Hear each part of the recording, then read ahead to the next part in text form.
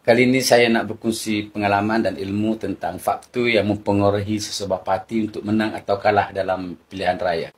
Faktor yang pertama yang penting yang dihujahkan oleh para sarjana ialah tentang imej pemimpin. Personaliti pemimpin, wajah pemimpin, kehebatan pemimpin, karakter pemimpin, keterampilan pemimpin, itu cukup mustahak mempengaruhi rakyat. Sebab dia menunjukkan kekuatan atau kelemahan sesebuah parti. Antara pemimpin ini, jelas yang tertonjol dari segi imejnya, Datuk Seri Anwar Ibrahim. Seorang yang teruji, seorang yang ada jatuh bangun di dalam politik, seorang yang ada pengalaman yang panjang dalam perjuangannya untuk negara ini. Berhadapan secara langsung dengan tokoh daripada Perikatan Nasional, tentunya Tan Sri Muhyiddin Yassin, juga bekas Perdana Menteri kita. So, antara tokoh-tokoh ini, jikalau dilihat dari segi imej pemimpinnya, siapa yang lebih hebat?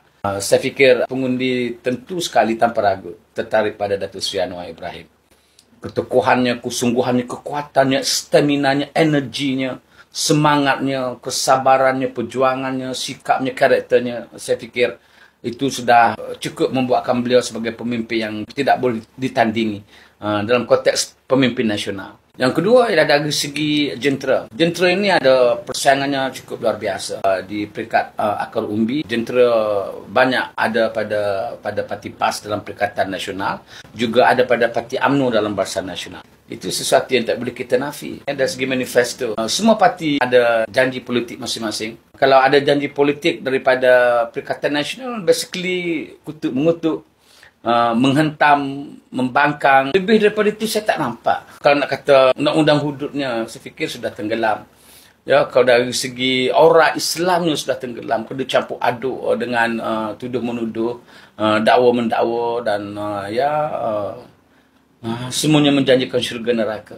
Yang itu bukan milik kita pun, itu milik Allah. Yang saya nampak kalau Perikatan Nasional ini, khusus dari PAS, bila mereka buka mulut pemimpin mereka, itu adalah untuk memecah belahkan masyarakat. Atas nama agama. Itu yang rakyat panggil sebagai tunggang agama, tunggang bangsa itu. Tetapi kalau Pakatan Harapan dan Barisan Nasional, saya fikir these are the parties yang bercakap tentang masa depan Malaysia. Hasrat untuk membina negara bangsa Malaysia yang bersatu, menerima dan meraihkan perbezaan. Saya fikir keikhlasannya ada pada Pakatan Harapan. Setiausaha Agung DAP juga saya fikir committed dalam hal yang sebegini. Tapi ini tidak ada pada rampas saya fikir, dan apalagi sekarang ini mengikut rentak pada PAS itu bersatu juga begitu. So Perikatan Nasional saya kira tertinggal jauh lah. Melainkan kekuatan mereka seperti saya ulang dan ulang ialah kekuatan 3A. Membina sentimen, membina emosi, meningkatkan hal-hal boleh menjauhkan kasih sayang rakyat dan harmoni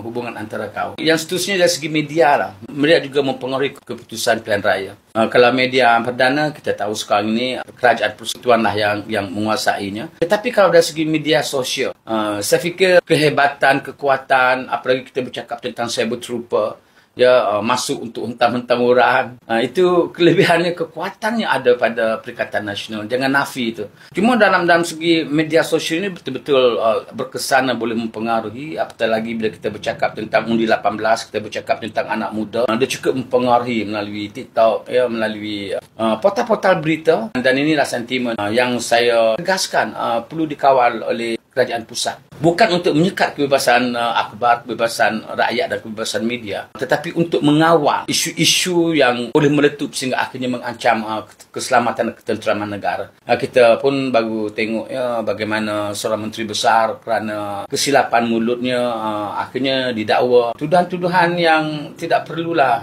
kita bangkitkan provokasi yang sebegitu. Faktor apa lagi yang penting dalam menentukan kemenangan parti dalam pilihan raya? Calon. Calon kita selalu bagi tahu kita akan letak 30% calon wanita, 30% calon muda dalam pilihan raya mewakili parti-parti tertentu. Tetapi in actual fact ada tidak calon-calon itu? Saya fikir soal calon tua muda itu relatif lah, dan pada saya tidak signifikan sangat. Yang pentinglah sejauh mana calon itu hebat, ada wibawa, ada integriti, ada hati yang boleh menjiwai tugasnya sebagai wakil rakyat. Harus cerdik, harus tenang, harus tabah, harus kuat, mental strength-nya tidak cepat koyak. Kalau calon sombong, ego, nak jumpa pun payah, nak telefon pun tak pernah angkat, ini tidak boleh. Akhir sekali, yang paling penting menentukan menang atau kalah sesebuah parti itu adalah image parti atau dan juga ideologi parti. Image parti pada hari ini, kalau PAS tunjukkan sebagai pejuang Islam, itu image-nya parti ke syurga lah, lebih kurang begitu. Tapi begitulah gambarannya. Adakah begitu realitinya?